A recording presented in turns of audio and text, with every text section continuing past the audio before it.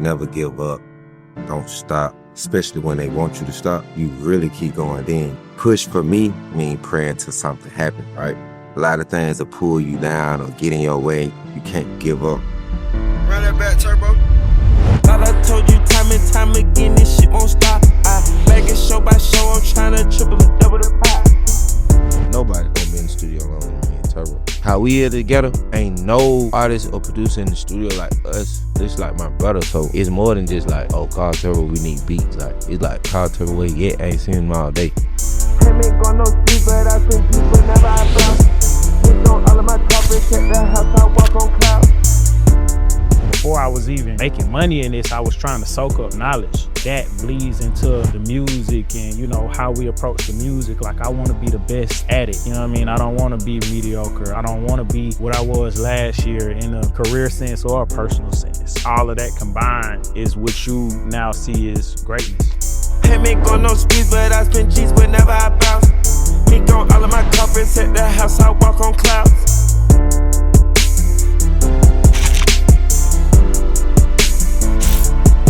Yeah, this is the home of the Braves. You like that bar, right? It's your boy Don Cannon, #1 co-signer. This is BackTrak. I'm here with the great, Turbo the Great. We here, baby. You know what it is, BackTrak. We finally did it. We are here. Everybody paying attention. Thank you for buying all the gear. And your viewership is not taken for granted. You know what it is. Get that Tomorrow app. We right here, BackTrak, Turbo the Great, Don Cannon, Leo Gang.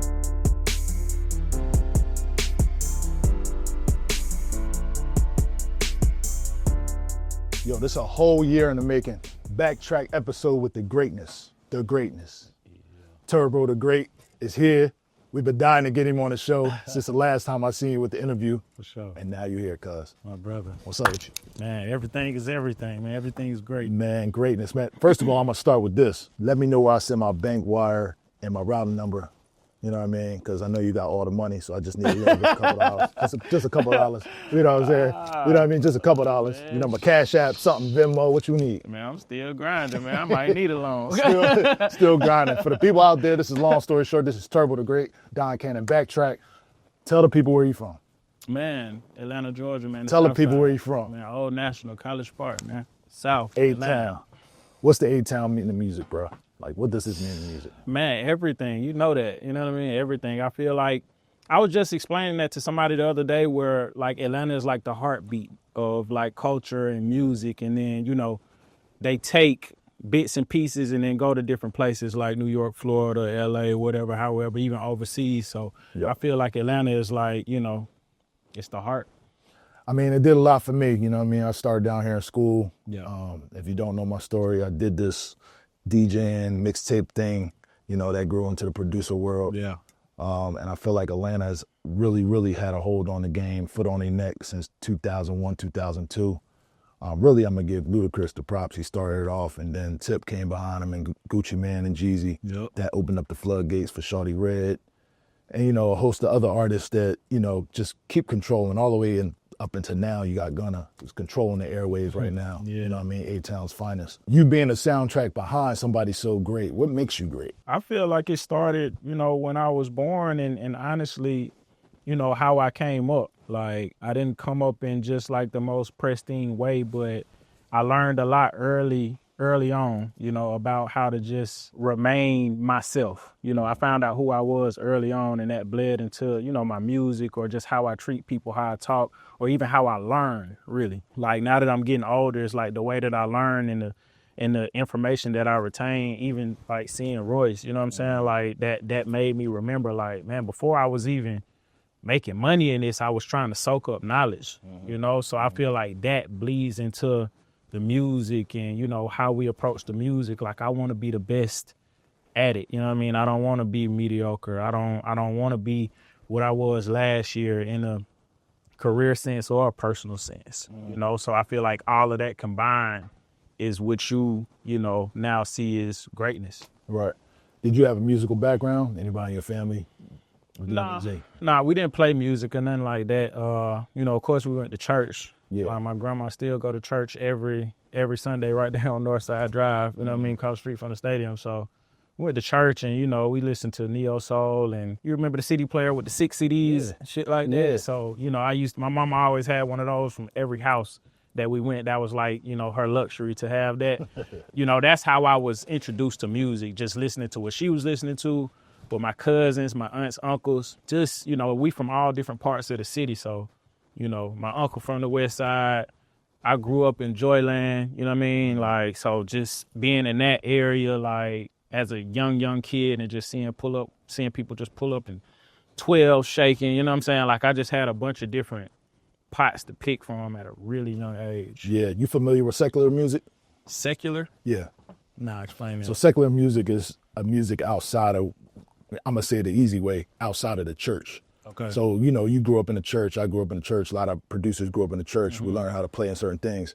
A lot of producers that I sat with, they said that their parents didn't agree with the music of choice that they continued to make. Like they got like, you doing the devil's music. Did you ever encounter something like that? Nah. Just growing up in the church? Hell, nobody ever bothered you about the music? Nah. Yeah. Nah. And it wasn't even like, it was like going to church for my grandma. You know what I'm saying? Yeah. Like, it wasn't really like my mom was taking me to church every Sunday. So we wasn't getting, I didn't have that pressure on me like that. Dope. High school you went to? Banneker.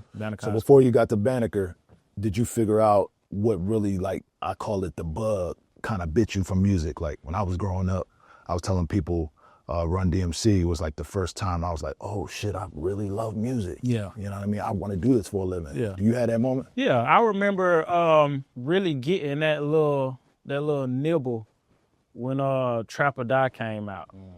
And that CD, I had it on CD, but that was like my CD. You know what I'm saying? Yeah. So I used to play the fuck out this CD.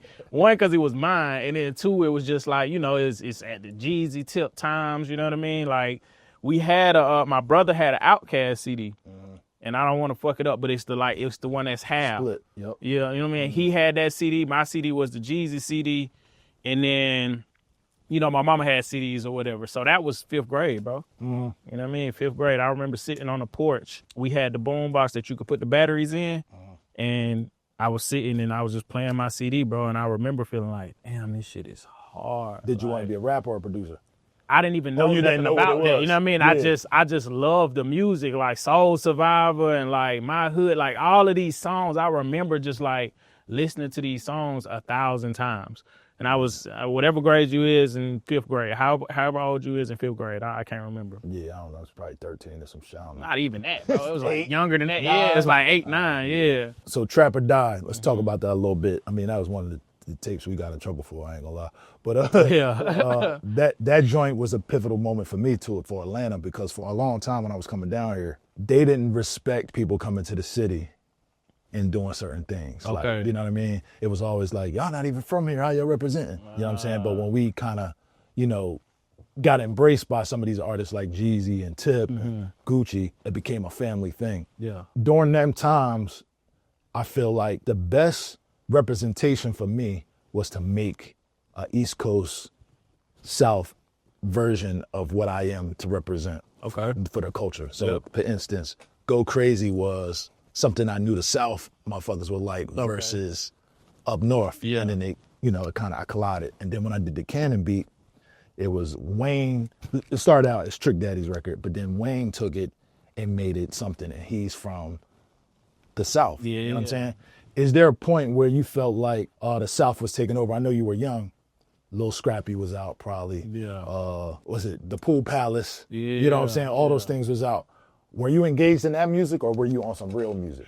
Nah, that was my music. That was my era. So like, you loved that music? Yeah, like that's what I knew as music. Yeah. You know what I mean? And my mom would listen to like Neo Soul and Jill Scott and Floetry and stuff, but I didn't know the names of those artists. That was just like, oh, that's my mom music or whatever. But when I started knowing who artists were and like a sound, I was already like full-fledged, like I'm never moving out of Atlanta like a kid, you know what I'm saying? Like we listening to Crime Hall, we listening to Scrappy. I had a Lil Jon and the East Side Boys vinyl, you know, without even a DJ set. I had it on vinyl. Yeah. Who else? Tip, Jeezy, Ludacris, of course, he from the South. Jermaine Dupri, So Def, bro. Like all of those people, that was music to me. I didn't know any other music. I didn't know what genres was or just like nothing. I wasn't producing. I wasn't into it, but that's the music that consumed me though. It was a cool thing to do. Yeah. It was a cool thing to do. Moving in middle school, let's say 7th, 8th grade, 9th grade, were you making music then? Nope. Not yet. I was What year still did you consuming. start? I went from when it was the summer, going from middle school to high school. So my 8th grade year, that's when I found out about just like programs and acid. That summer, it was like sweltering in Atlanta. And we used to move around a lot. So like, of course, when you're going from neighborhood to neighborhood, it's like I have my friends and then we'll move somewhere and then I gotta renew these friends or whatever. So like that was a time when we moved from one house on Old National to the house that we lived in my high school, which was like all flat shows. It was still in the neighborhood, but for a nigga that didn't have the transportation, it's like, you know, it was far enough where I was away from my friends. Yeah. So I remember that summer being in the house most of the summer. And at the start of that, I was playing around on a desktop computer and I found acid. And then when I found acid and I was just putting drum loops together and just trying to make something, it wasn't even nothing. I didn't even have music. I was just intrigued by the waveforms. Then I was telling my cousin who from Ellenwood, my cousin Zay, like, hey, you know, I'm producing da. And I think he used to steal shit back then. I was so young, I don't all the way know, you know what I'm saying? But now I get it. Now I think he used to steal shit. We all stole shit. Yeah. We all stole shit. So, you know, I had like a little laptop and he just pulled out like FL Studios. You know what I mean? And Which one was that? FL2? Bro, it was just like FL Studios. You know what I mean? Like it didn't even have no numbers. And he gave me sound fonts. So like he had still the best. Yeah, that's the most pure, like closest Still thing to, you know, an actual rig or whatever, but he gave me sound fonts. And I remember getting a Dirty South Brass sound font. It was over with from then. You know what I mean? I used that one every day. And then the trap lead, you know what I mean? And I was using like D Rich kits, Johnny Giuliano kits, you know what I mean? Yo kits, you know what I mean? Like this is what he gave me. And that's when I started producing. Wow. Yeah. Let's talk about training wheels a little bit. When I was growing up, DJ Premier was my training wheels. I tried to do everything he did verbatim until I got old enough and I got masterful enough for my training wheels to fall off. Yeah. Who was the one producer that you was like, I'm gonna be him? I don't think I ever had a moment of I'm gonna be him, but I emulated Kane Beats. That's a good one. Yeah. Nobody said his name. Yeah. Shout out to Kane. Yep, I emulated Kane Beats. I remember struggling to remake those beats.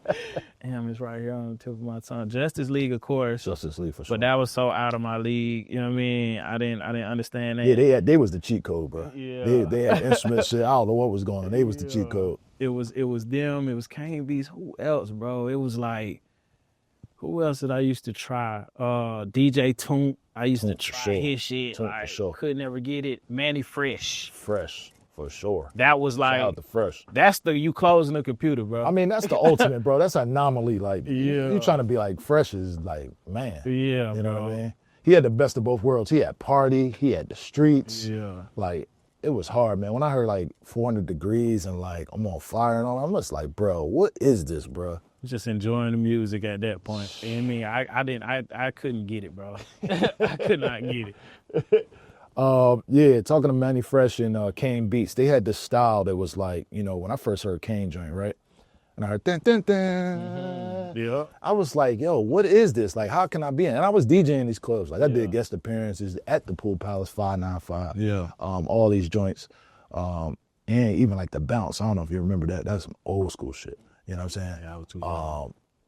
That sound led a generation to go to Black Boy, White Boy Swag, Yeah. and all these other joints. Yeah. Were you aiming for that era, or were you going? And the reason I'm going here is this: we talked about Trap or Die. We talked about how much I was trying to give hip hop influence to the South. I'm trying to see where your head was at. Were you like on some real music? I ain't going that way, or I'm a young nigga. I'm about to do this and do that, or like what was your style aiming to be when you were that young? Yeah, it was super futuristic at that time. You know what I mean? So it was Travis Porter, Black Boy, White Boy, the Rich Kids. You know what I mean? They were like celebrities, you know what I mean, when we was kids. All of those younger groups, you know, when I was a kid, like I was a part of that era where it was like, it was a bunch of younger groups that were coming up. And this when like YouTube was first starting out, even Soulja Boy, you know what I mean? Like I remember all the Soulja Boy and A-Rap stuff, and like it was going into that futuristic swag type of time. It was very synthy. That was my sound in the beginning, super synthy and just trying to do what was working. You know what I mean? And at that time, I was rapping too. Me and my niggas, we was rapping, you know what I mean, and recording and just doing everything we could to try to learn and make something. So it was all of those sounds, Black Boy, White Boy, Futuristic, J Money, you know what I mean, like all of those guys, like Rocco, you know what I mean. He used to love Rocco, bro. Like, Shout out to Rocco, that was my dog. like all of that shit, you know what I mean. And it was kind of like right before Pluto was really coming out, and we was like super like Rocco time, and then I still remember when like the 1000 tape came out, and then it was just like it was over with from that point. I feel like Pluto changed the music. For sure. Right? When that came, I was like, oh, I see a shift going. When I heard Tony Montana, I started seeing a shift, you know what I mean? And then you had the Migos, and they had Hannah Montana and all them. I felt like it was just a different sound for Atlanta. You know what I'm saying? Yep. How did you deal with that sound? Like, did you, like when you were making these beats, were you like, yo, I'm gonna get these to the Migos, or you just like, whoever take them? First come, first serve. Yeah, I was still in my hood. Like it wasn't, I wasn't, you know what I mean? I didn't even really know how to, like, you know what I mean? But they was from Atlanta. That's why I'm asking. Like the chances you seeing them, if you going to Greenbrier, you might run into Quavo. Yeah, You might run into Pluto. it wasn't like you that. just Like I was confined to my neighborhood for real. Like, you know what I mean? If we was moving around, it was like it wasn't that. You know what I mean? It wasn't running into these guys. It was like whoever on the south side, whoever like my homies, whoever's rapping. Yeah. Because like I said, like everybody was trying to rap at that point. It's like whoever's rapping, you can get a beat.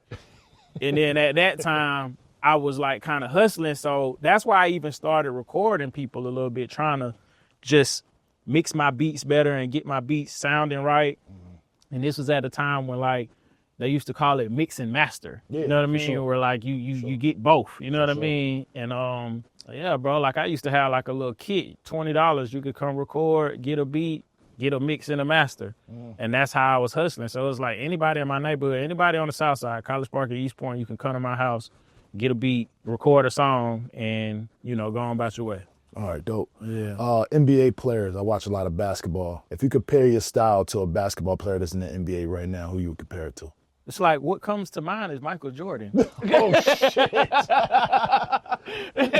know what I'm saying? So, This motherfucker aimed for Michael Jordan. you know, hey, it's either that or Michael Jackson. So Damn, you go crazy. I was going to say Kyrie Irving because Okay. you're so versatile in your style, you know what I mean? This motherfucker Michael Jordan. It froze me real quick. I'm about to say myself, I'm a fucking LeBron James. yeah. Damn, Michael Jordan. I respect it. We're gonna get into the technicals, but a couple more questions. When I started doing music, I loved this shit so much, bro, that I would do anything. And I always tell this story, live and die hip hop or music, right? Okay. Leslie Brathwaite, I'm sure you know who that is, mixer, right? He has this story about how he went to LA. And when he was in LA, he was listening to Tribe Called Quest. He wanted to listen to this album so bad, bro. He went to the record store, right? Okay. And his friends was like begging him to go with him, like, yo, come on, let's go party. He's like, no, I'm gonna listen to the album, man. Yeah. He loved the music so much that he stayed. Okay. So he was like, man, y'all go ahead party. I'll catch up with y'all later. Yeah. He stays and listens to the album. He finds out the next morning they all die in a car crash. Oh. Right? So I kind of look at that as like, his love for music outstood anything that could happen. Yeah. Right? Thing for me. Me and Dron went to jail for mixtapes. We did that for music. It wasn't over money, the RICO charge, all that shit was all on music. Yeah. You know what I'm saying?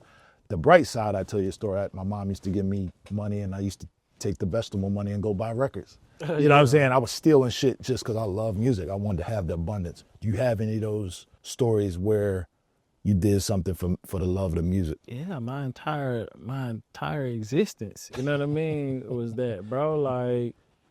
Like the start of my shit, like when I was a kid, my mom used to have like just like spare little computers around. Like some of them would have the sides off of them, you know what I mean, and it'll be getting dust through it.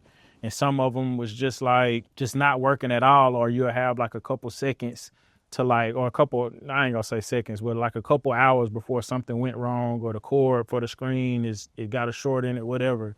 So I feel like to say That story, bro, it's like my entire everything, bro. I remember my first setup was something that like my homie stole from, my man down the street. And it wasn't really like my man, but we rode the bus together. You know what I'm saying? Like, so I knew him. But they stole it and then brought it to me. And I remember like feeling like weird about it, seeing a nigga like, damn, like, you know what I'm saying? Yeah, somebody stole my setup, It's like, Yeah, I got that motherfucker. yeah, I know. You know what I'm saying? Yeah. And, that was like my first setup, and this was in my mom, basement. So, of course, like, the basement ain't nothing like, bro, like, all my homies, anybody, like, know my story, like, where, I was just trying, bro. Like, I remember getting a couch off the side of the road to put inside my studio, just because, like, we didn't have no couch down here, and painting the walls myself, and it's just like, bro, like all the way to right before like stuff started taking off. This is a good story. I used to work at the first Loud House, and this was in abandoned building. They had a suite in like a abandoned building in the back of this just like fucked up building off Memorial Drive. So, bro, just think of like a horror movie. You know what I mean? Like where you walking through something, the lights are flickering. It's water dripping if it rained. You don't know who's over here. You don't know who's, because it's just dark, but it's a very open space.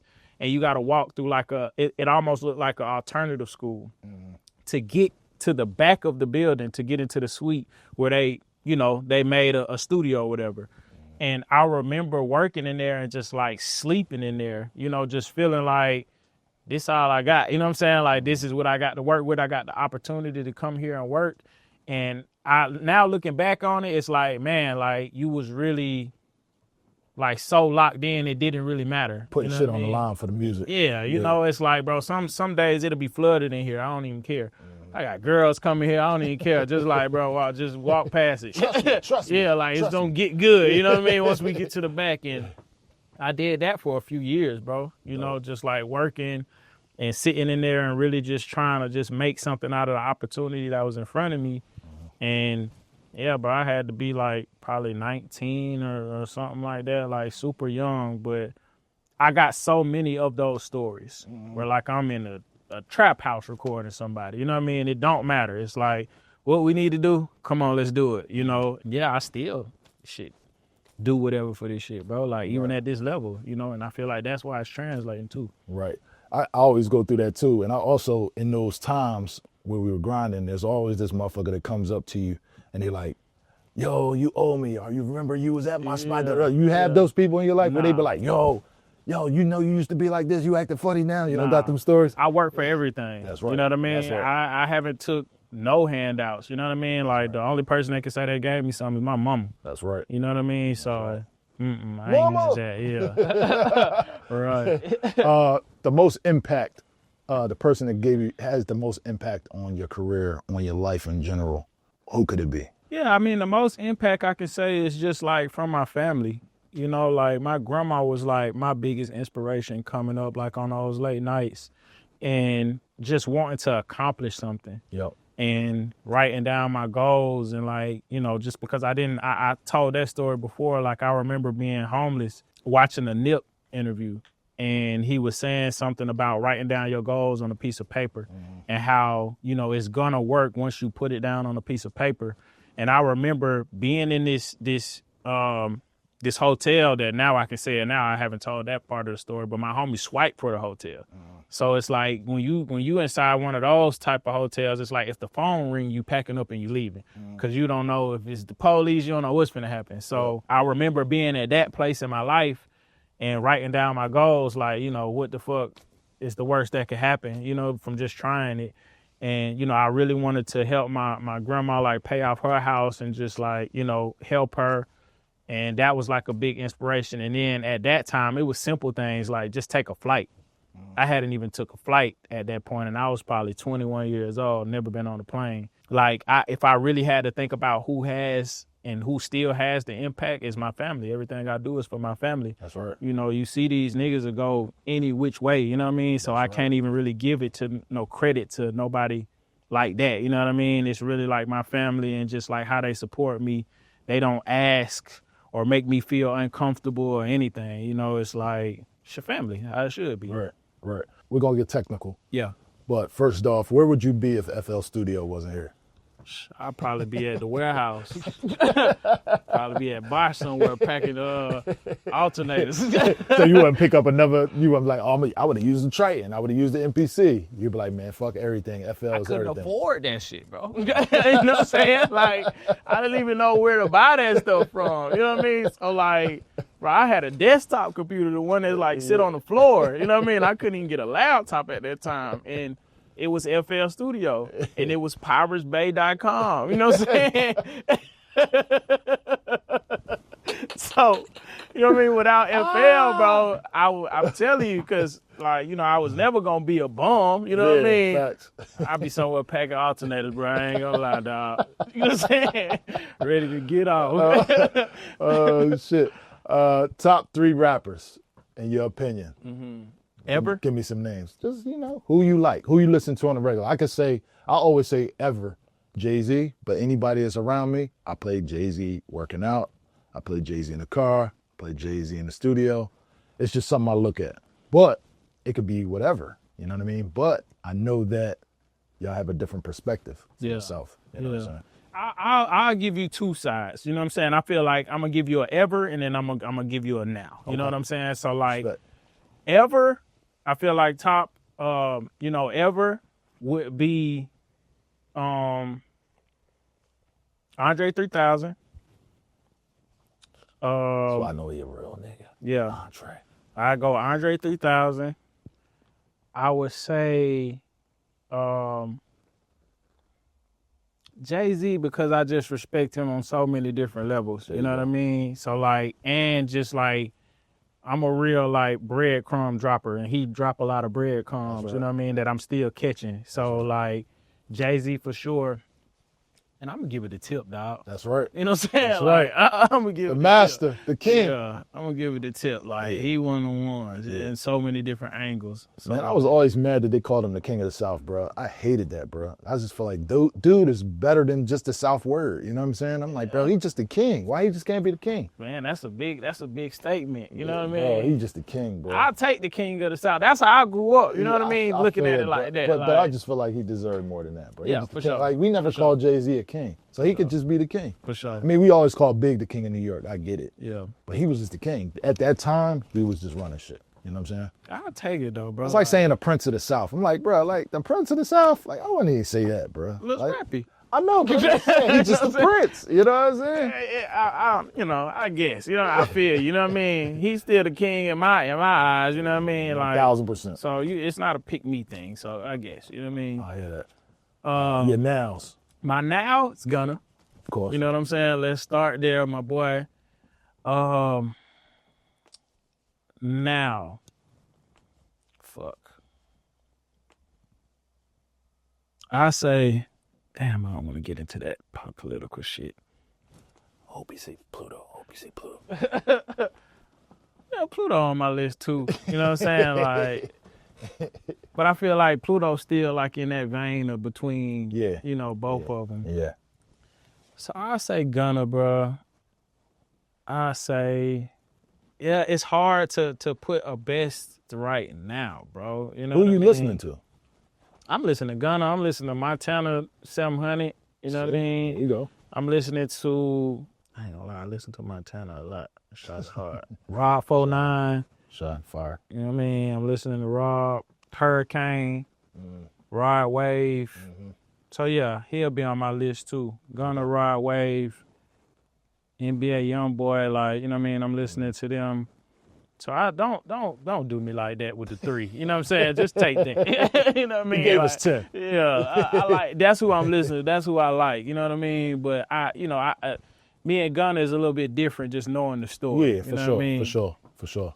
I mean, Gunna's different for us. Like, even being around the studio so much and being in Uzi's first 2 videos. Yeah. Like, you know what I mean? Safe House and all that. Like, just seeing the progression was always dope. I always wanted to sign him, but you know, we didn't get a chance to sign him. Yeah. You know what I mean? Yep. Producers. Top 3 producers. Ever? Yeah. You can do the now, because I know you're going to go with the now. I could say ever. You know what I'm saying? Okay. For me, Zaytoven, Justice League. I hope he say D Rich. Dallas, Austin. Wow. I did not expect that. What made you say that? Just You missed half of his era. That's what I'm saying. Like, it what was made so you- it was so impactful. It was like when I was still innocent, you know what I'm saying, to got you. music and just being a consumer of music. You know, like if I have to think about that, those are some of the guys that was very impactful, you know what I mean, to like my consumption of music. Wow. So, yeah. Dallas is a good one, man. I just interviewed him, man. He has stories and stories, but Yeah. technically, dude is so good, bro. And what he learned from it, how he did it. It's like his brother broke his first keyboard, bro. All kinds of stuff. To see this story, it's like, you know, how it unfolded. It's good to hear somebody, you know, that's in this, you know, decade, Yeah. that's talking about Dallas, because most of us missed his decade. I damn near missed it. You know what I'm saying? Yeah. I'm bro. a researcher, bro. Oh, yeah, for sure. But he, Attention. man, what he did for the city of Atlanta, you know, and the game itself was just incredible. So shout out to Dallas. Max PCs. PC. Why are you saying this? Why are you saying this? Macs have a natural limiter on them. You know what I mean? That I can't get past. I'm a nigga from the South. I like my trunk to shake. Pull up the documentation, bro. Where did they get this limiter from, bro? don't Did work y'all for make Apple. this shit up, bro? This is the Did truth. y'all make this shit up? This is the truth. How is that the truth? You've seen it. We can put them side by side and let's do something different right now. Put yours up, put mine up. We gonna just play 808s, and you'll see the difference. I don't know where it is. I don't know how to cut it off. I just know that it's there. You know. So like I like a. Bro, everybody got a different story. This motherfucker said Max got a limiter on it naturally. Yo, this is crazy to hear. It's the truth though, you know, like, and I guess it's different for different genres, but you know, we from the South, it's bass heavy, you know what I mean? So like, I used to do that, bro. That's what I'm saying. I used to try everything to win, bro. So like, yeah, I know a lot of people used to, a lot of people that stole. Yeah. So, you know what I mean? Like I at the time when Logic was like the only thing that was on the radio, like, okay, I went and tried to get a MacBook and I was working with Logic. I was working with Adobe. I was working with Ableton for a short period of time. All of that, none of that hits like FL Studios, bro. Even to the point to where, like, you know, before FL had a version for Mac and you had to kind of jailbreak the computer, it still had the limiter on it. So the long tail is FL11. Is that the best one? Yeah. Now tell me why. It's got a natural limiter on it. Nah. I feel like the new ones have and I seen that they said it doesn't, but I feel like the new ones it got something on it. A natural limiter. Yeah. What you want me to call an organic limiter? You know what I'm saying? It got an organic limiter. It come with a on limiter. You know what I mean? Yeah. And, hey, the proof is in the pudding. Look at how many people say, yeah, no, it's a difference. They you know? do, but you can't even put that shit on new computers. You gotta go get a FL11. How you? Yeah, I ain't even tried. It's like if it's working, if it's paying for the houses and notes and all that shit, hey, it ain't broke. I ain't finna try to fix it. I ain't mad at it. Clicking or playing? Playing. Loop makers or playing your own shit? Playing your own shit. Loop makers or sample choppers? Sample choppers. Why? Because that's the true art of producing. You know, it got weird with the business, you know what I mean? And them trying to take all of this shit. So I get that, but the essence of producing comes from chopping, you know what I mean? And like, I feel like a lot of these guys don't even know that, or don't even know how to chop, don't even know how to load it up. You know what I mean? So it's like, I don't respect it. I don't respect it. I don't respect it, bro. Let's start doing that at the beat battles.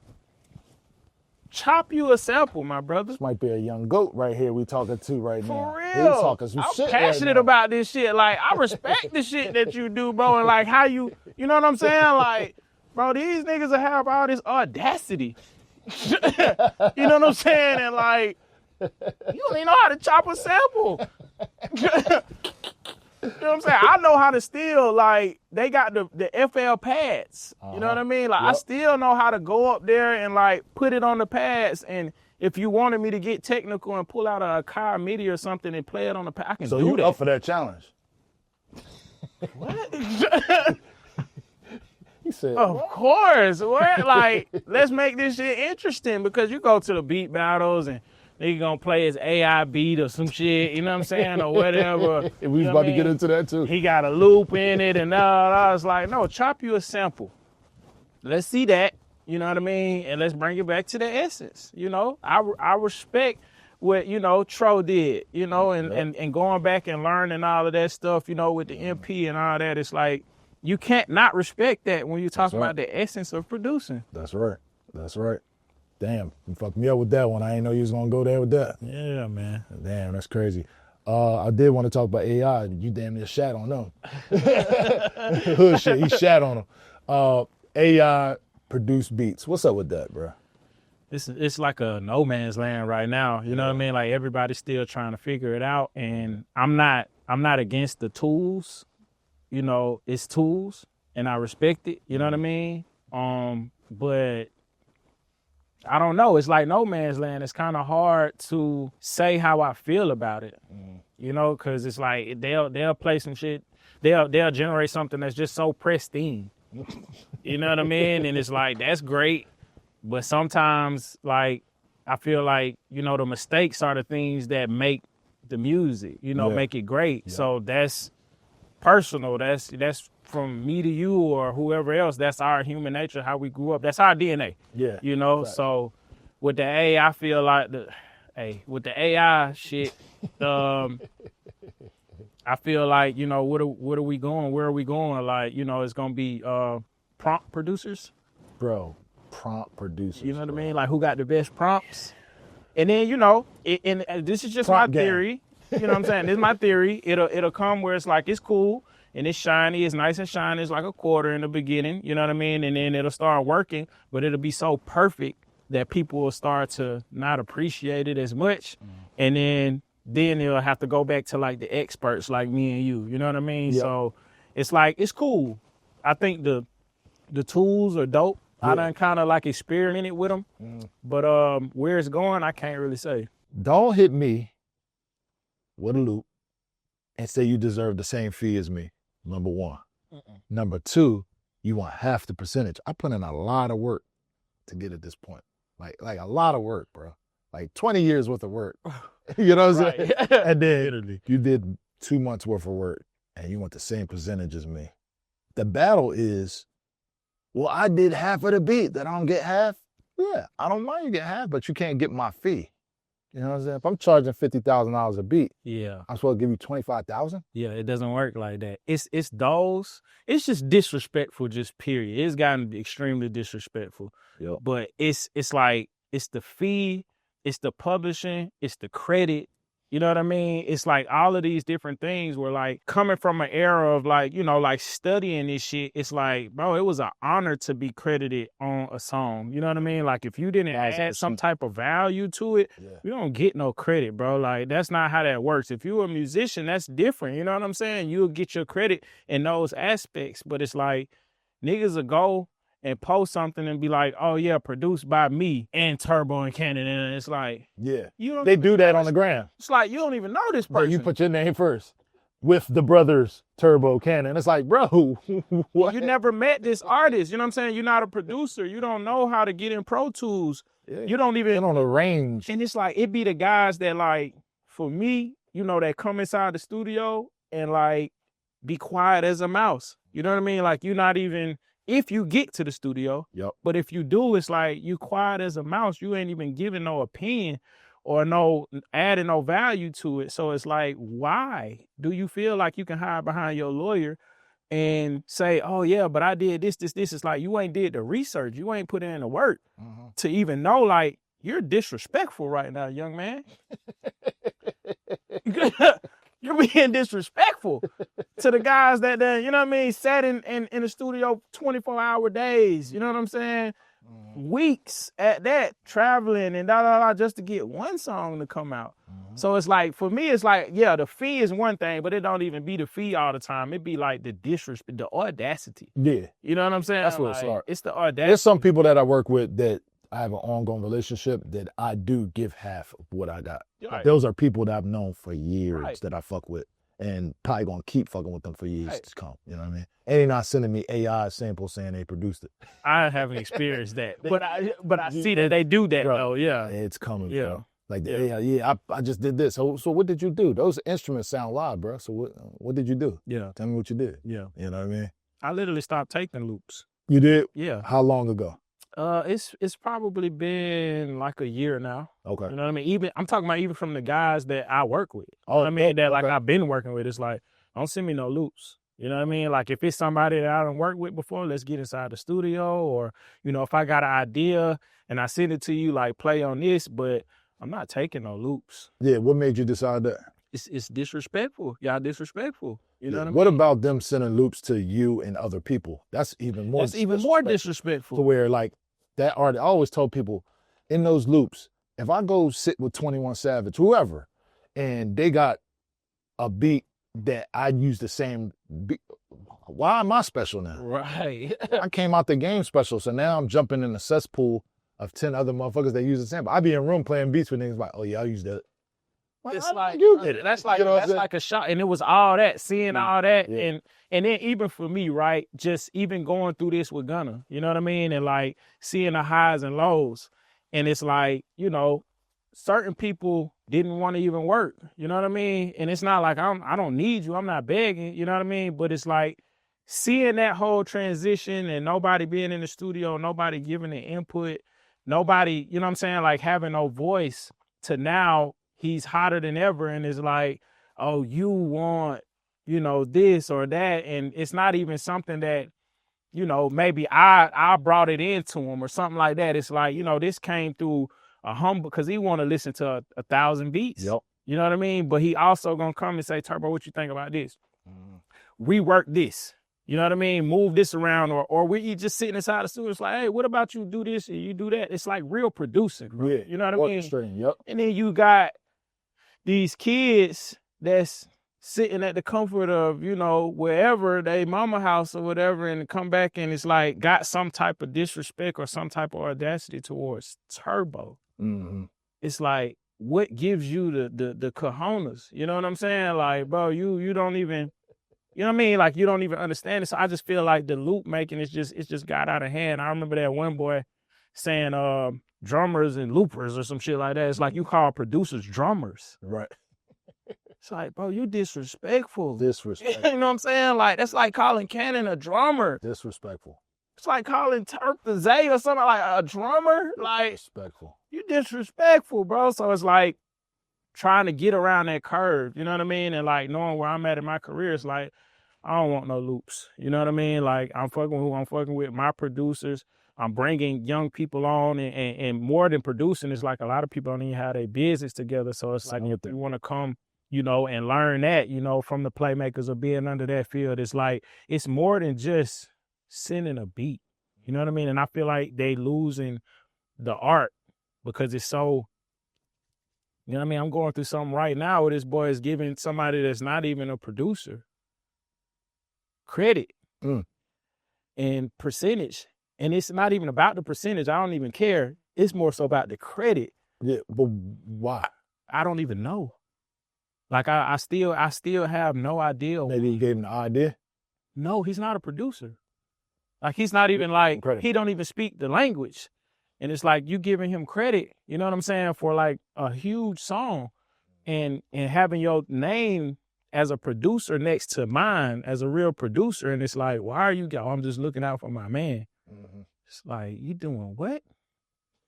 You know what I'm saying? Like, it's just like, it's just disrespectful, bro. I feel like it's disrespectful when we just got to do better. And, you know, this network is one of the pioneers to like regulating, you know what I'm saying? And telling people the rules, because that's just all it is. Some people just don't know the rules. Mm-hmm. So you need to know the rules, because for me, and I'm sure for you, you was doing your research because we didn't have no other choice. We were trying to get something. Now it's so readily available, you know what I mean? It's like, you know, you getting something without really doing the groundwork, and that's why these songs be coming and going. That's right. That's right. You know? So it's like, just for the ecosystem, we got to do better. And I feel like, you know, this, having these conversations and, you know what I mean, really learning from the experts and just like even hearing the passion in my voice, like, do better. That's you know the Leo in him, nigga. That's Yeah. the Leo in him. You know what I mean? There we go. Oh, for real. I'm glad that somebody else but me saying it, because I say it all the time on and off camera. We got to regulate this shit. Yeah. We got to regulate this shit. For sure. Playmakers, let's talk about it a little bit. Mm-hmm. And the later stuff that I've been hearing you drop, it's just saying makers. Yeah. Is that just like your chop up of what was already there? Is there a reason why you're doing it? Or?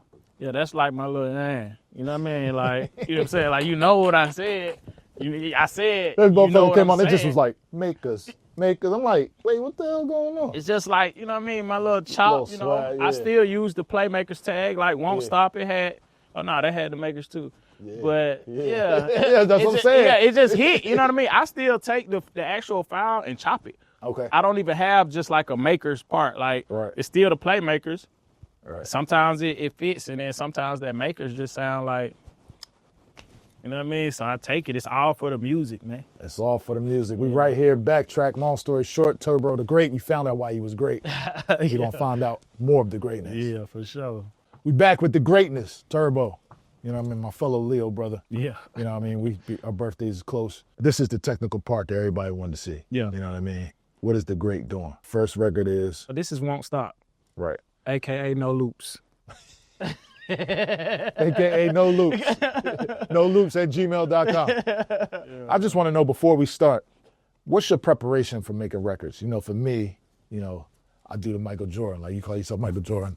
Loosen up, go to studio. Yeah. Sometimes I don't even open the laptop or get to the computer yet. Sometimes I might listen to some records. I might eat. I might drink some juice. I just get prepared mentally.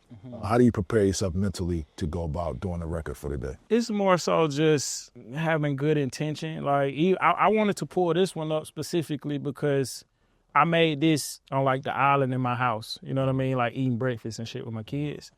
And I got this upright piano in my house. So sometimes we'll just kind of like fuck around and play on it. And at this time, my girl making breakfast, so I just went over there and started playing. Yep. And I played these chords. And this was the first time I had ever did that, because usually I'll just, you know, play around and forget it. But I remember finding the chords and like, damn, this hard. And when I got my laptop, and by the time the food was done, we all sitting right there, but I'm making the beat on the laptop speakers, you know, and just like, just building and fucking around. And it was just like nothing to it, not even just another beat, you know what I mean? Another day. For it to be one of the first singles on the Last Wun, I thought that was pretty dope. It was something that Gunna was like super adamant about wanting to put out, and just like how he felt about just like the record and the song. So I think that was like super dope. You know, that's why I kind of wanted to show this process, because, you know, at that day I just woke up like any other morning, and it wasn't like I used to have that like, man, I want to make something sound like this or da. Lately, I just been trying to live and make sure I do something. Right. You know, either whether it's a melody or a full something, and just try to have my mind right, you know, not be chasing. You believe in writer's block or beat block? Yeah. You do? Yeah. How do you get over that? Living. Okay. Living. I keep saying that, like, music is the soundtrack of our lives. That's right. So you know how that feel when you leave a club and you come back in here, it just pour out of you. Yeah, for You sure. don't even gotta think too much. And it's fire, you know? So yeah, like whenever I'm just feeling that way, I feel like I'm being too serious. Yep. You know what I mean? Facts. Being too serious. Usually that's when the beat block comes in, when you're being too Yeah. fucking serious. Yeah. And I try to just loosen up, you know what I mean? Just try to loosen up a little bit and just go do something. Come back and, you know, see what happens. Are you the person that creates every day, or the person that's like, yo, when the inspiration hit me, I create? I used to, Okay. especially like with this last album, working on Gunna last album. It was an everyday thing. Since it's come out, and, you know, it's like every few days, you know, I'm making something. I'm just trying to like get inspired. Yeah, shooting jump shots. I hear a lot of artists, when a record is not successful, well, producers say, Yeah. oh, he wasn't focused, or he don't want to work, or things like this. I believe that it's part of the producer's job to keep an artist focused, Yeah. to keep them on the right wave, to help them flush out concepts Yeah. through our music, through our intent, through our inspiration and conversation with Yeah. the artist. I feel like we should stop telling people that the artist was not focused. Their mind ain't there. You know, through all the stuff that Gunna's doing right now, how do you keep him focused? How do you, is it through the music? Is it through conversation? Like, you know, it's a lot going on, but at the same time, at the end of the day, it's all about the music. How do you keep him focused as an arranger, as a producer, somebody that's just giving him inspiration, a channel? I think it's two parts to that. Like, he's already focused on what he's focused on, and that makes it easier for me to do my job, where like we just try to be normal. You know what I mean? We talk about a lot of normal shit, don't really pay attention to the internet a lot, you know, and that's why I want to give the focus to him. You know what I mean? Like in that sense, because it's not like, oh, did you just see this? Like, he don't even be in tune with certain shit.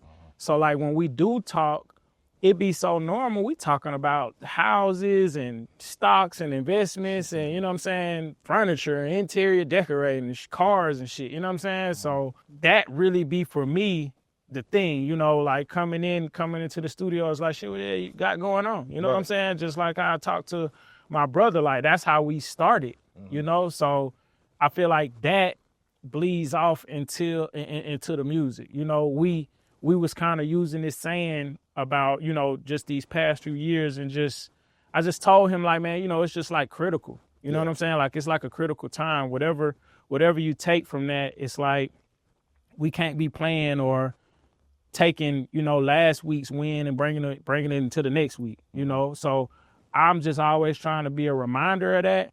And then also explaining to him, like, nigga, you like a superstar. You know what I'm saying? Like, think like that. Like, don't think small. Like, don't think small at all. You know, hold your people accountable. I'm going to hold my people accountable. Hold yourself accountable. I'm going to hold myself accountable. And that's what we agree on. And I feel like that's why it correlates in the music, because we would have those, like, offline conversations outside of the studio, or, you know, we talk every morning or whatever. We'll be talking. And it's like, that's the word, so to speak. You know what I mean? Like, we ain't playing. You know what I mean? I feel like a lot of people as of lately have been playing with this opportunity, you know, playing with your fans, playing with your team and your people around you, just playing. You know what I'm saying? It's like, we ain't playing for real. Yeah. You hear a lot of people saying that Gunna may say or sound the same on every record. I don't think so. But if the birds is chirping in the next level of his career, where do you guys think you're going? Well, he told me this because, you know, I was mad about that. You know what I'm saying? And he was saying, when you're doing so good, the more love you receive, the more hate you're going to get. You know what I mean? So if all you can say is the production sounds like Gunna's production, it's like, what am I supposed to do with that? You know what I'm saying? Like, I feel it turning to Justice League tomorrow. You know, like if he's picking these beats.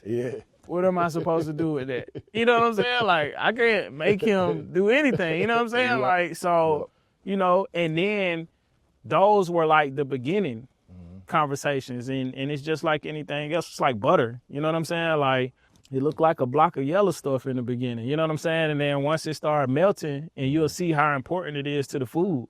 So, like, with the Last Wun in that album, specifically, I feel like, you know, the butter is melting and you starting to see it, and people are starting to enjoy it because it's real music.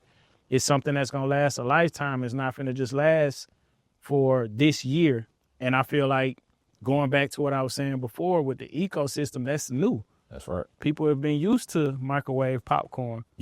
But it take a little bit longer for, you know what I mean, that Thanksgiving dinner to get made. And we making Thanksgiving, you know, because it's a critical time, and that was the intention. So for me, it's just words, and even hearing him say that, it had me look at it from a different point of view. But, you know, it ain't nothing. A lot of times it'd be a 14-year-old kid from Nigeria that's saying shit. You know what I'm saying? So it's like, you know, what can I do about it? But, you know, the same sword they knight you with, they good knight you with. You know what I'm saying? First they love you, then they hate you. Same type of vibe. But I don't feel the hate. You know what I'm saying? Like, in the real world, that's another thing. When I go out into the world, like, bro, it's been times I've been riding and I'm hearing Who Getting Fucked Tonight playing in the car next to me. You know what I'm saying? But nobody's ever going to say to you, yo, you whack as shit. They're just going to say on the internet. When they see you, they're going to be like, yo, bro. And it ain't always going to be fake love. They really just never thought they was going to see you. And they're going to be like, yo, you really killed that, John. They really feel that way. They just ain't just hating on the low. You listening to the music. Like, if the music is being consumed, that's what we want. So it's like, you know, the internet is a funny place. And I feel like people got to stop taking it so serious. Because if the world loves it, You know, I always use that analogy, like, you know, if you see somebody famous, you got the people that's gonna walk up and say something to them, and then you got the people that's just gonna see them and not even, you know what I mean? So I'm kind of appeasing to the people that don't care to just walk up and say anything. They just love the music, and, you know, the people that's loud and wrong, they gonna be loud and wrong. We can't take those people serious. You know what I mean? Why would I take this guy serious, you know? And that's just what it is. So, you know, as long as the streams is doing well and we climbing up these charts, we got 5 songs in the Hot 100s right now. Somebody like I'm this still shit. about to pass him my cash. You see what I'm saying? He start talking this shit, I'm gonna pass over the cash. I mean, we gotta be honest. Come on, we man. experts. You know what I'm saying? Like, just cash at me. it's hard to get on that hot. I need some lunch money. It's you got it. Look at the watch. Look at the watch. It's hard to for real. It's you know super what I'm hard, saying? bro. It's super hard, bro. It's hard. They keep. I want to address this too. If your record goes diamond, don't tell me y'all don't. This the streaming era. That's why it's going diamond. A diamond record to diamond record. If I go double diamond, then that mean I'm just diamond? No. Like, just because I didn't do it in physical sales don't mean it's not diamond, bro. It's what's going on. Stop telling me that. Like, you know what I'm saying? And that be the people that don't have it. Don't own nothing from it. Bro, y'all going diamond in a weird era. Like, no, we not. We going diamond. We just going faster. And the checks come. That's all I want to see. You want to see one of my checks? Like, do you want to see one of the quarterly checks? You want to see one of my checks? Like, Let's talk the diamond shit then. yeah, so. We back on this record. Yeah. Fuck the nonsense. When y'all are set up for an album, a Gunna album, Yeah. or any artist album, Yeah. but I'm specifically talking about Gunna, right? I know a lot of artists tend to record 300, 400, 500 songs, 600 songs. Did you ever get to a point where like, yo, we need to be intentional and just do 15 songs? 20 songs, you just keep recording. Yeah, we come from that. We come from that, working every day, doing as many songs as possible and seeing what sticks. You know what I mean? And I don't even want to word it like that, like doing as many songs as possible, just working. Yeah, you know shooting jump shots. Yeah, Cool. just shooting. Yeah. And then, you know, you'll have your vibes or whatever, you have your nights and you get feedback and, you know, we got our own songs that we like, that we listen to, and all of that correlates into whether it's the 15 or the 20 or whatever. It's like whatever group of songs we love or whatever songs that might match the theme of the album, that's what we go with. Dope. Yeah. All right, this record here. You started pianos, you started messing with the record. What was this next step after the pianos, after you figured that out? Do you normally go for drums? Do you normally go for different sounds? You build it out? Yeah, it's different every time, bro. Okay. It's literally different every time. So I think with this particular one, we started with the pianos because that's what I was coming off of, the pianos. So these was the chords I was playing and just kind of fucking around. And then from that point, I wanted the strings. And is there specific plugin you use for strings and pianos to make it sound realistic, or you just whatever gets the job done? Yeah, I try to use the most realistic sounds, something that sounds real. I don't like digitized sounds. Right.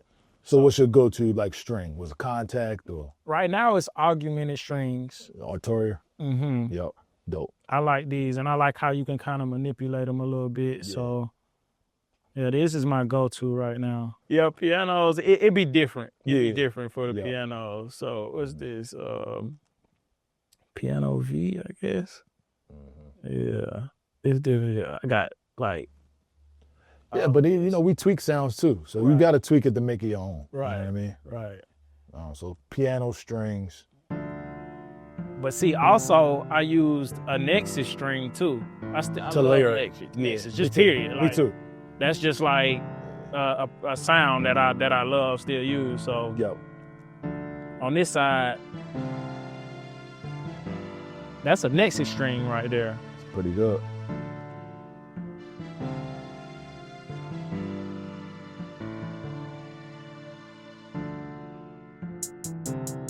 And then I usually...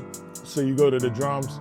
Sometimes people use hi-hat as the regiment for to give my rhythm a little bit. Yeah. But do you go back and change them later if you want to do different reps? Sometimes. Or you just have it there just to keep the rhythm in? Sometimes. I'll change them, and then what I've been doing lately is changing them, like, you know, something that's playing in the hook might not be playing in the verse. Okay. You know, and I kind of mess around like that. Okay. From that point, you know, it's just hi-hats. It's just giving me a bounce. You know what I mean? Nothing too special with this one. Because like I said, said, I'm making this on laptop speakers, you know, Yeah. at the crib. Open hat. This shit look a little blurry. This FL11. Don't do that. I'm like, That's yo, that bullshit put right some there, bro. bifocals on. What's That's this? that bullshit. This Oh, that is pristine right This shit here. look like you know what I Sega mean? Genesis. Nah, yeah. All right, so you went hi-hat, then you went. I went open hat, you know Okay. what I mean? Just Open something hat. spicy. Yeah. I actually got a couple of them on here, a couple open hats. And I noticed that you're in this record. There was a lot of space for him to come on rapper. How important is the space in the record? It's the most important. Okay. I don't want to overproduce myself out of a placement. You know what I'm saying? And what we did a lot too on this project was a lot of post-production. Okay. That's why his vocals is in here. It's hard to do post-production. We got to talk about this. Yeah. A lot of artists get demoitis.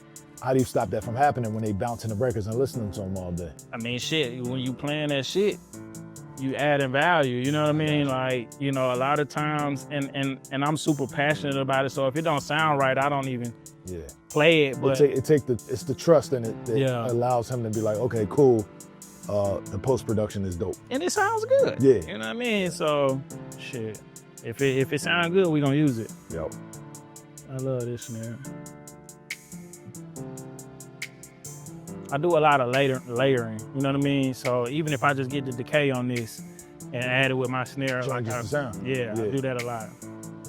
You still, at this point in your career, you still on drum kits, or are you into making your own drum kits? Yeah, I got my own drum kit. I will show that. There you go. Yeah, see, I got a Playmaker kit, you know what I mean? Of just things that I just love, you know what I'm saying? And just find over time. Yeah. What was that? 1, 2, 3. Yeah, nigga, I got my count in. I'm saying, niggas ain't even doing that. That's band shit. Yeah. It's just been a lot of sounds that I accumulate over time. Yep. And just me and like some of the other guys on the Playmakers, Kenny, you know what I'm saying? We'll just have our own sounds, you know what I mean? And we'll put them all in the kit and just kind of fuck around. Yeah. When y'all are making beats together, are y'all competing with each other sometimes? I know that I like to compete with some of the guys around me. Yeah. I am. I'm competing with everybody. That's right. You know what I mean? So it's like just do my push-ups. That's right. So what's this time? I think this time might be. Oh yeah, that's muted. I love this snare.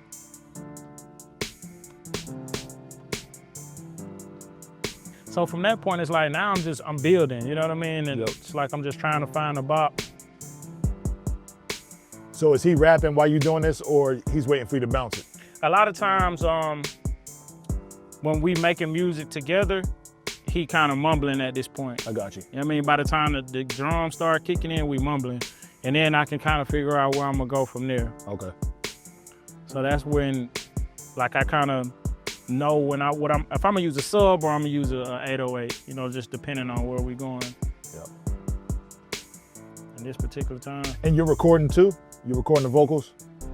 Or you using an engineer, or you recording the Yeah, he got an engineer. Okay. Yeah, so his engineer a lot of times will be recording my aux or my thing, you know what I mean? Makes sense, okay. And we even done that too, where like sometimes we'll have the boom mic or whatever, and we'll just be fucking around, just creating. Right. The arrangement is an important thing for producers to know. When you're doing this beat and he's mumbling, are you still in your head like, yo, this needs to be a 16 verse, 8-bar hook, or you let him do it? Nah, yeah, I'm doing all the arranging. Oh, so you can be like, yo, it's only a 16 right here, and then it's going back to the hook. You know, niggas doing 12s now. 12. Niggas is damn near running from 16s. 8s and 12. Yeah. Niggas running for 16s, I feel you. Yeah. So a lot of times that's what I do. I do an 8 2 12s, you know what I'm saying? And then I'm also, cause I'm a fool with Pro Tools, you know what I'm saying? So like I'll get in Pro Tools or I'll give his engineer all of the stems. And then while he's recording, I'm moving shit around. You know, if he give me a hook and get up and go to the bathroom, moving shit around. Come back, damn, it's hard. And now that push him into the verse, you know what I'm saying? And now I'm gonna get me a full song as opposed to just a hook. That's hard. You know? That's hard. Got the tea, sky that come straight from the tree. All of the crew going punters, a couple more hundred that's on VVs. Sometimes we want to do post-production on your own. Do you get them down to the vocals and put them in Fruit Loops? Yeah. That's what I I can't seen London do that. London was taking stuff and putting it inside the Fruit Loops and just kind of arranging it in there instead of Pro Tools. But I'm a fool with Pro Tools too. That's what I was asking. Yeah, I'll do both, bro. It just really depends. And then sometimes I'll even manipulate the vocals in here and like add, you know, some type of sound to like his vocals and then put it lower and give the vocals back. And then let them add that into their session or whatever I added.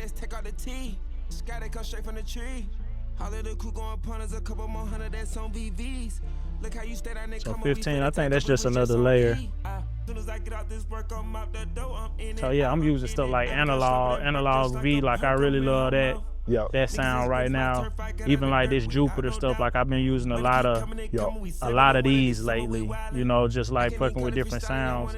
Cause fucking with Terrace in LA and learning about all of the different synths and the gear, it's like I see that I got these plugins and I just been fucking around. Yeah, using the emulation. Mm-hmm. Yep.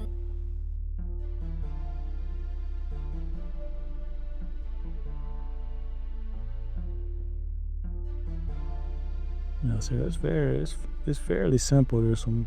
Oh yeah, here we go. This. I told you this. You know what I'm saying?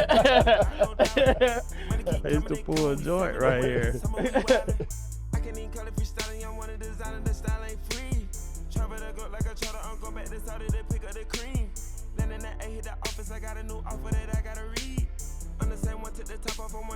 How long does it take y'all to make a song? Just the skeleton. It depends. It could be anywhere from an hour to 2 days. Okay. Yeah, it just depends. A lot of times lately, we'll do an idea and then sit with it and then come back to it, you know, or do 2-3 ideas one night. It just depends. D Rich told me something interesting, bro. He said him and Bankroll used to make records, and they used to just make them just to go out. They was going to the club, so let's get one real quick before we go out. Is something y'all ever tried to do? Yeah, for sure. Let's go. Let's just ride to this shit. Let's do it. You know what I mean? Club in LA or wherever we going. Yeah, Okay. yeah. A lot of times we come from that umbrella. You Right, know what I mean? right. So a lot of times we gonna make something and jump. That's how Who Getting Fucked Tonight was. You know, like we sitting in New York actually, and doing this song. We was driving. Gunna had a show in DC, so we drove from New York to DC, and it was something just to the last song. You know what I mean? Let's just do, not even intentionally to do it, but just like we just vibing. Yeah. Really. You know what I mean? We just vibing, and this happened to be the last song that we did, and it was like a hook verse and a hook, and then we listened to that shit the whole way to DC, and that's when we started like having those looks like, man, this shit hard. You know what I mean? Like this might be one-on-one. So yeah, all the time. We come from that umbrella. Dope. Yeah, so that's won't stop, man. Yeah, show us something else. Let's get this goddamn surprise for these folks right quick, man. Let me see. You got something else in there? In the tuck? That's the thing. I've been trying to find that shit. I was trying to find the names. Look at all these beats. I'm about to start crying right now, and I'm so emotional. Like, my pussy is so good. Like, it's so good. Fuck. So this is called GPC off of the album. And this is something that we was using like a bunch of keys for, you know what I mean? We had like a bunch of, I forget what we had in the room, but it was a bunch of like analog shit that we was fucking with for like a month. Dope. And we was just recording it. So a lot of these sounds come from there. I did this with Omar, another great producer from LA. Well, he from New York, but he in LA.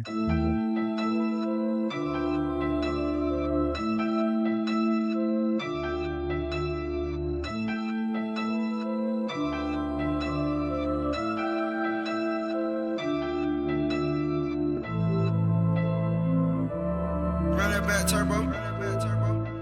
Something we ain't heard in a long time. Yeah, bro.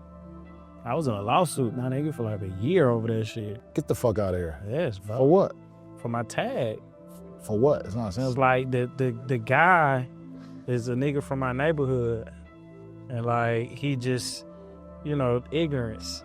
Thinking like, oh yeah, I'm on all these songs, like I deserve something, you know, and like it just got messy. It got messy over the years where like you don't owe a nigga nothing, but this used to be my friend. Yeah. So I was trying to look out for him in the early years, but it just got messy to the point where it's like, bro, you just disrespectful, fuck you.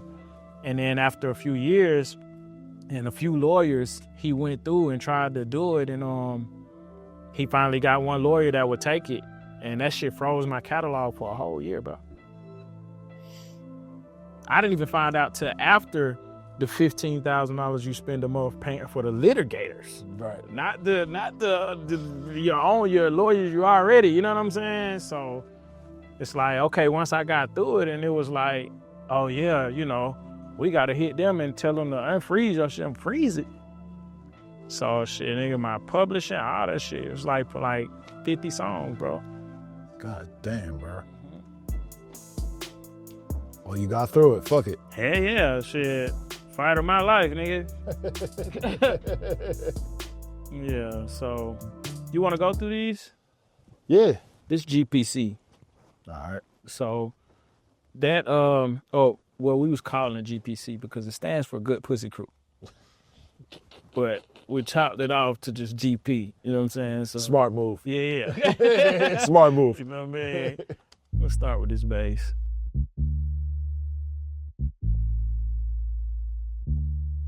Sound kind of live. Mm-hmm. Okay. I'll analog stuff this one. Okay.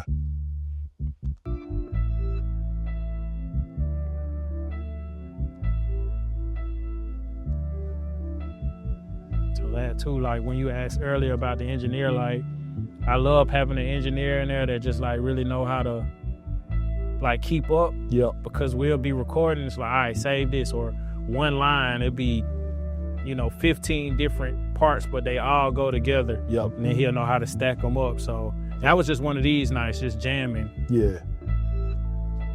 Fast engineers on point. Yeah. And just knowing what to do. Yeah. Yeah.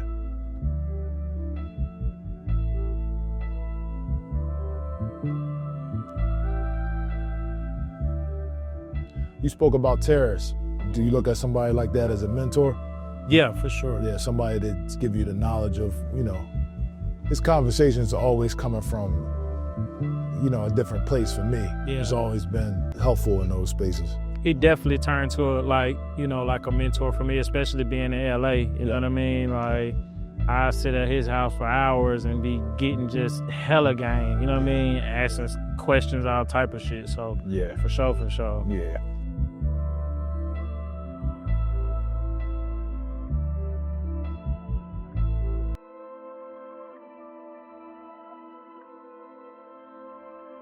Couple of manipulator sounds. Yeah, it sounds like some reversal going on right there. See, okay, so this is the example of the post-production where it has the bass on it. That's the one that y'all heard, Yep. But in the midst of that, in driving to it, I used to want to feel that bass. Yeah. So this is a whole different section right here.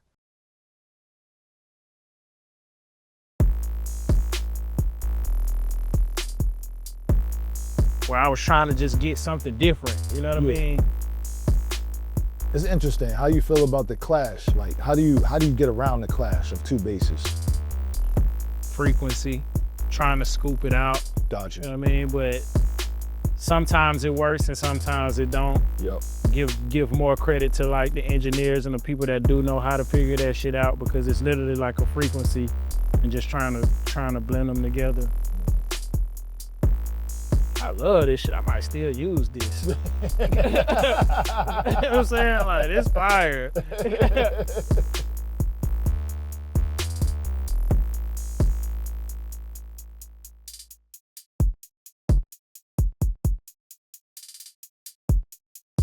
Yeah, hi-hat still going crazy now.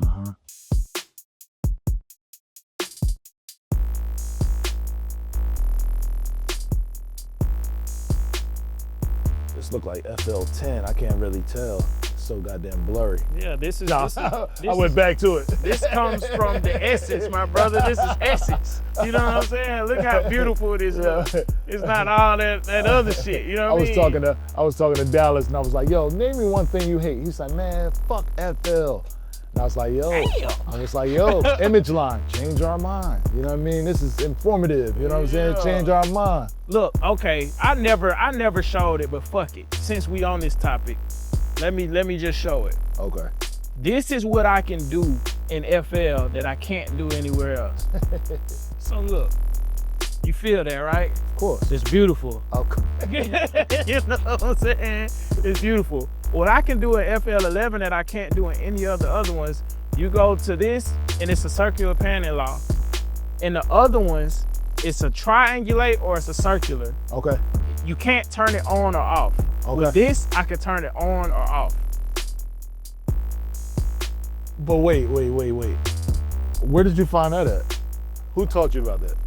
I'm just Nah, that. who taught you I'm that? just that. I'm telling you, I'm that. You know what I'm saying? I'm that. You know what I'm saying? This comes from, a lot of struggling. You know what I mean? But Impressive. let me just mute the rest of the sounds. So you really.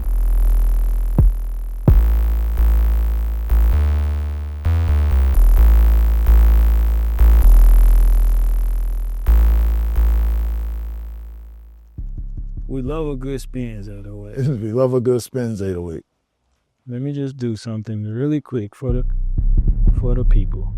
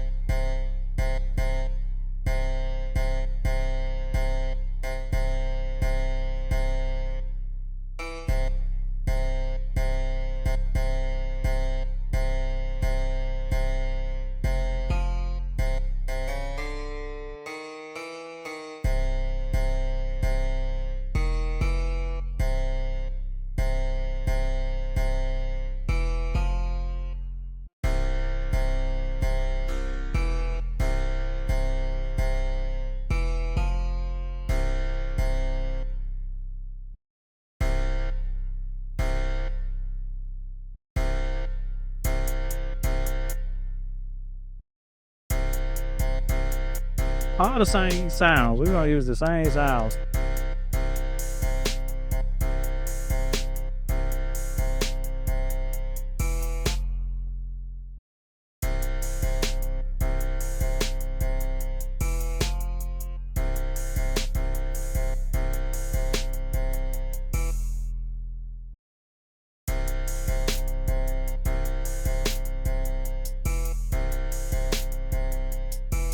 It's like a video game of shit, man. This is what I'm trying to understand what FL is, like a video game.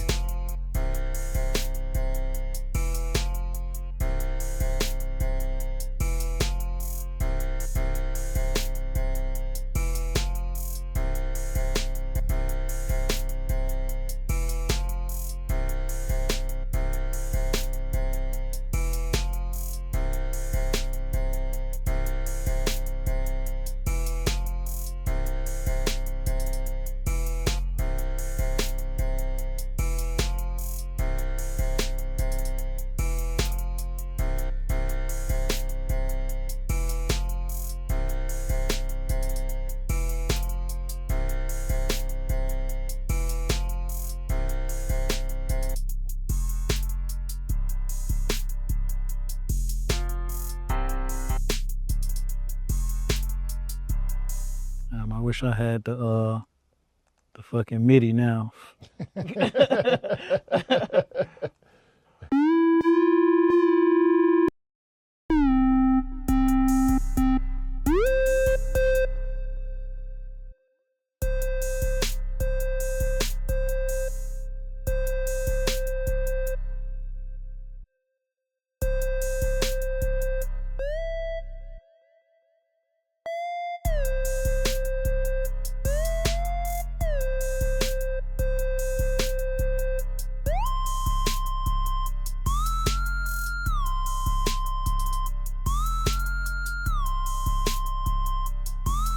shit sound like some old Jesus shit.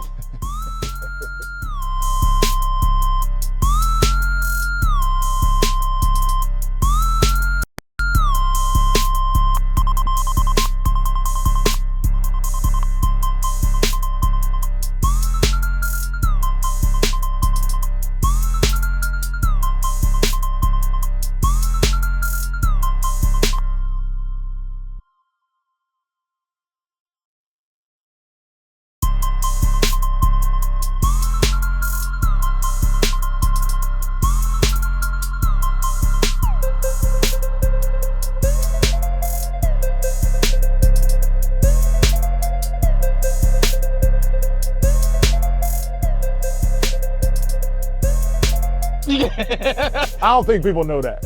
Yeah, people don't know that. This is the first time I shouldn't even be showing this Why shit. not? Because it's my little, I got you. you know what I mean? But I got you.